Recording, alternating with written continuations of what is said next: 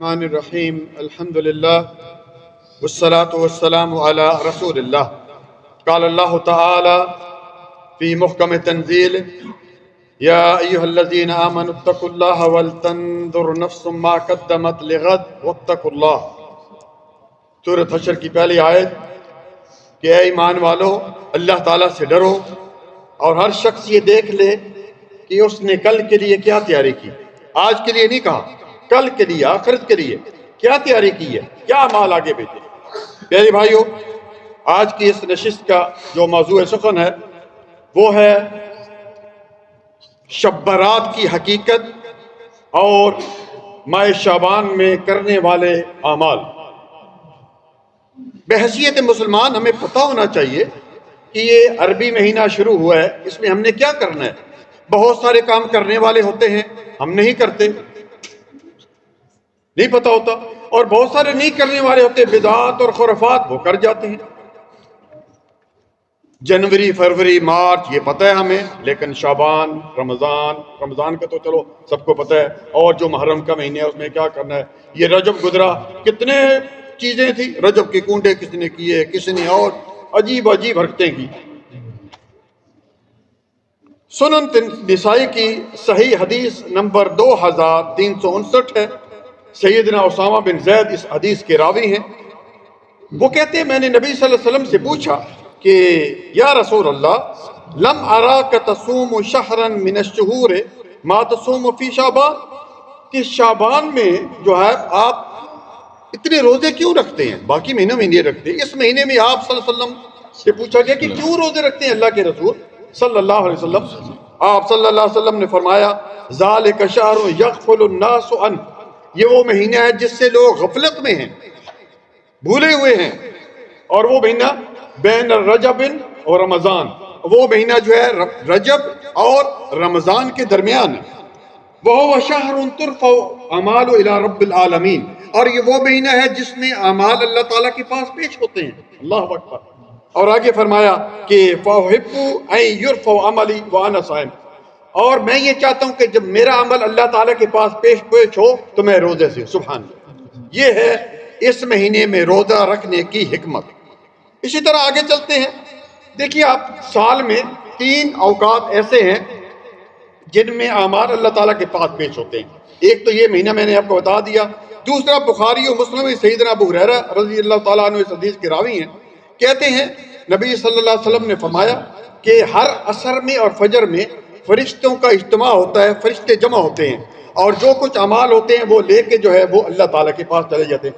یہ daily basis پر ہے، ہر روز جو ہے عمل اللہ تعالیٰ کے پاس پیش ہوتا ہے، عصر میں اور فجر میں۔ اسی طرح صبوئی، ویکلی جو ہے وہ کب پیش ہوتا ہے؟ مسلم کی حدیث نمبر 2565 ہے، اور جامع ترمذی کی حدیث نمبر 747 ہے۔ رسول اللہ صلی اللہ علیہ وسلم نے فرمایا ترفع الاعمال الی رب العالمین کل یوم الخمیس و یوم الاثنین، یا یوم الاثنین والخمیس، کہ ہر پیر اور جمعرات کے روز اعمال جو ہے وہ اللہ تعالیٰ کے پاس فرشتے لے کے جاتے ہیں، اور آپ صلی اللہ علیہ وسلم کہہ رہے ہیں کہ میں چاہتا ہوں کہ جب میرا عمل پیش ہو تو میں روزے سے۔ پیارے بھائی آگے چلتے ہیں۔ بخاری اور مسلم میں یہ حدیث موجود ہے، سید عائشہ رضی اللہ تعالیٰ عنہ بیان کرتی ہیں کہ میں نے نبی صلی اللہ علیہ وسلم کو رمضان کے علاوہ کسی مہینے میں بھی اتنی کثرت سے روزہ رکھتے ہوئے نہیں دیکھا جتنا شعبان میں دیکھا۔ بلکہ ایک حدیث میں فرمایا، 2-3 حدیثیں ہیں، میں ایک ہی پیش کرتا ہوں وقت کی کمی کے باعث، کہ اللہ قلیلاً، کہ کچھ چند دن روزے نہ رکھتے، باقی پورا مہینہ شعبان میں رکھتے۔ اور حکمت آپ کو میں نے بتا دی ہے کہ اس مہینے میں جو ہے وہ اللہ تعالیٰ کے پاس اعمال پیش ہوتے ہیں۔ اب پیارے بھائی آگے چلتے ہیں۔ شب برات، شب برات کی کیا حقیقت ہے؟ اسلام میں شب برات کا کوئی کنسپٹ نہیں، یہ جو ہے میڈ ان پاکستان، انڈیا، بنگلہ دیش۔ شب فارسی کا لفظ ہے، شب کے معنی ہے رات کے، اور برات کا معنی ہے بیزاری کے۔ نہیں کہتا یار میں تجھ سے بہت بیزار ہوں، یہ ہے اصل۔ اب آگے چلتے ہیں۔ شب برات کی جو 15ویں یا 14ویں جو رات ہے، اس کو حلوے، مانڈے اور مٹھائیاں تقسیم کرنا، اور بہت سارے لوگ نہا دھو کر اچھے اچھے کپڑے پہنتے ہیں، چراغاں کرتے ہیں، اسی طرح آتش بازی ہوتی ہے، پٹاخے پھلائے جاتے ہیں۔ خالص ہندوؤں کی رسم ہے، اسلام سے کوئی تعلق نہیں۔ یہ ہندوؤں سے مسلمانوں میں داخل ہوئی۔ آگے چلتے ہیں پیارے بھائی، اسلام کے دیکھیے جو تہوار ہیں نا، وہ دو تہوار ہیں، اور وہ دن کو ہوتے ہیں، رات کو نہیں۔ عید الفطر دن کو منائی جاتی ہے کہ نہیں؟ صبح میں نماز پڑھتے ہیں کہ نہیں؟ اور عید الاضحیٰ کب پڑھتے ہیں؟ رات کو پڑھتے ہیں، صبح پڑھتے ہیں، قربانی کرتے ہیں۔ تو اسلام کے جو دو تہوار ہیں وہ دن کو ہیں، یہ رات کو کون سا تہوار انہوں نے داخل کر دیا جو ہے رات کو اس طرح اٹھنا اور رات کو جناب علی قبرستان جانا؟ یاد رکھیں میرے بھائیو، یہ رات کا جو تہوار ہے یہ خالص عیسائیوں کے ہیں۔ رات کو وہ جو ہے وہ جشن مناتے ہیں، ڈانس کرتے ہیں۔ اسی طرح ہندو جو ہیں وہ ان کی دیوالی ہوتی ہے، وہ بھی دن کو نہیں کرتے، رات کو کرتے ہیں۔ اور رات کو جو ہے آپ کو پتہ ہے کہ رات جو ہے بنائی گئی ہے کس لیے؟ یہاں سونے کے لیے بنائی گئی ہے اسلام میں، یا پھر کیا ہے عبادت کے لیے بنائی گئی ہے؟ تہجد پڑھو۔ اگلی بات، اس رات قبرستان جانا بڑی مشہور ایک حدیث ہے، ضعیف جداً ہے۔ نبی صلی اللہ علیہ وسلم رات کو اٹھے 12-1 بجے اور قبرستان چلے گئے۔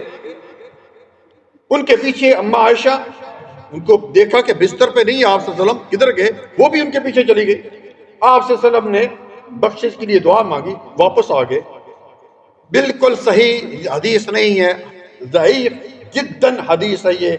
اور اگر اس کو مان لیتے ہیں کہ چلو صحیح حدیث ہے مثلا، تو پھر تو انسان کو جو ہے وہ رات کو جانا چاہیے نا۔ 12-1 بجے کو اٹھے اور سناٹا ہو بالکل، ہے کوئی لائٹنگ نہ ہو، اور وہ قبرستان جائے اور ان کو جو ہے میت کی دعا کرے تو آ جائے، ٹھیک ہے؟ کوئی جائے گا ایسے؟ نہیں جائے گا، اس لیے یہ صحیح نہیں۔ آگے چلتے ہیں میرے بھائیوں، اور یہ بات کسی صحابی سے ثابت نہیں ہے بھائی۔ اتنے صحابہ کرام، 1 لاکھ سے زیادہ صحابہ کرام، کسی صحابی سے ہمیں یہ چیز نہیں ملتی کہ 14 اور 15 کی شب کو، رات کو جو ہے وہ قبرستان گئے ہوں اور انہوں نے وہاں پہ کچھ جو ہیں وہ دعا کے لیے ہاتھ اٹھائے ہوں یا اس طرح۔ آگے چلوں گا آپ بتانے پہلے۔ اسی طرح پیارے بھائیوں، خصوصاً پاک و ہند میں 14 کی رات کو جو ہے وہ خواتین اور مرد مل کر ٹولیوں کی شکل میں قبرستان جاتے ہیں۔ وہاں میلے اور ٹھیلے ہوتے ہیں، چراغاں، برگر ماشاءاللہ بن رہے ہیں، گول گپے کھائے جا رہے ہیں، قبروں پر پھول چڑھائے جا رہے ہیں۔ اے پیاری پیاری امت، کیا ہو گیا تم کو؟ کیا ہو گیا؟ قبرستان میں یہ چیزیں 66 کی تقریباً 5 کتب حدیث میں یہ حدیث موجود ہے۔ نبی صلی اللہ علیہ وسلم موجود ہیں، حوض کوثر پر موجود ہوں گے، اور لوگ آئیں گے، ان کے بازو اور ان کے چہرے جو ہے وہ چمک رہے ہوں گے۔ کس وجہ سے؟ وضو کی وجہ سے۔ بیچ میں پردہ حائل ہو جائے گا۔ آپ صلی اللہ علیہ وسلم کہیں گے آنے دو بھائی، یہ تو میری امتی ہے۔ آپ صلی اللہ علیہ وسلم کو بتایا جائے گا کہ ما احدث بعدک، کہ آپ نہیں جاتے، انہوں نے آپ کے جانے کے بعد جو ہے آپ کے دین کو تبدیل کر دیا۔ تو آپ صلی اللہ علیہ وسلم کیا کہیں؟ سحقن سحقن لمن غیر بعدی، ان کو میری نظروں سے دور کر دو، دفع کر دو، جنہوں نے میرے جانے کے بعد میرے دین کو تبدیل کر دیا۔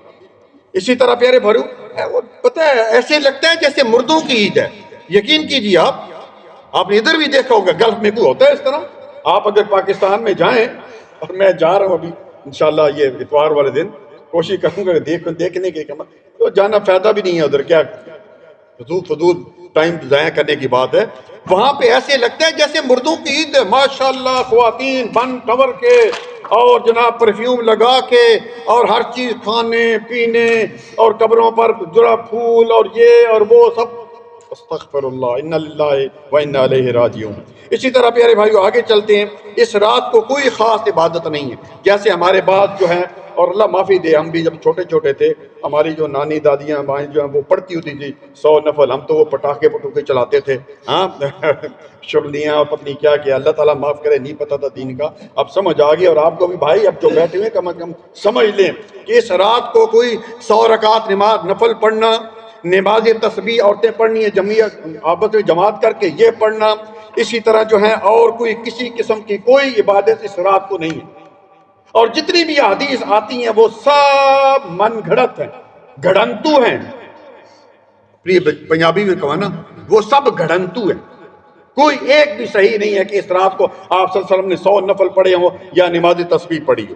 اسی طرح پیارے بھائیو، قرآن، آخری بات، قرآن کریم کہتے ہیں جی اس مہینے میں نازل ہوا۔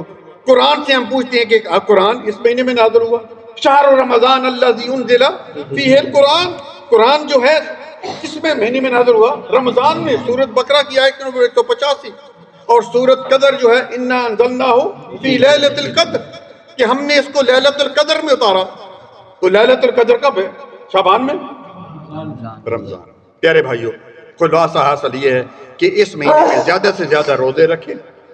ایک بات یہ، اور روزہ رکھنے کی میں نے بہت دفعہ پہلے آپ کو بتا چکا ہوں، بڑی فضیلت ہے۔ من صام یوما فی سبیل اللہ، جو ایک روزہ رکھتا ہے 70 سال، 70 من صام یوما فی سبیل اللہ، اللہ تعالیٰ اس کو جہنم سے 70 سال کی مسافت کے برابر دور کر دیتے ہیں۔ دوسری حدیث قدسی جلدی بتا رہا ہوں، کل عمل ابن آدم لہ الا الصوم، کہ آدم کے بیٹے کا ہر عمل اس کے لیے سوائے روزے کے، ایک روزہ خاص میرے لیے اور اس کا اجر بھی میں دوں گا۔ تیسری حدیث تھوڑا سا اس میں ذوق پایا جاتا ہے، نبی صلی اللہ علیہ وسلم نے فرمایا من صام یوما فی سبیل اللہ جعل اللہ بینہ وبین النار خندقا کما بین السماء والارض، کہ جو روزہ ایک نفر روزہ رکھتا ہے اس کے اور جہنم کے درمیان ایک خندق کھود دی جاتی ہے، گڑھا کھود دیا جاتا ہے جس کی لمبائی جو ہے زمین اور آسمان کے برابر ہے۔ سورۃ احزاب کی آیت نمبر 35 میں اللہ تعالیٰ نے فرمایا والصائمین والصائمات، اور آگے کیا فرمایا اعد اللہ لہم مغفرۃ واجرا عظیما، کہ روزہ رکھنے والے مرد اور عورتوں ان کے لیے اللہ تعالیٰ نے بہت بڑی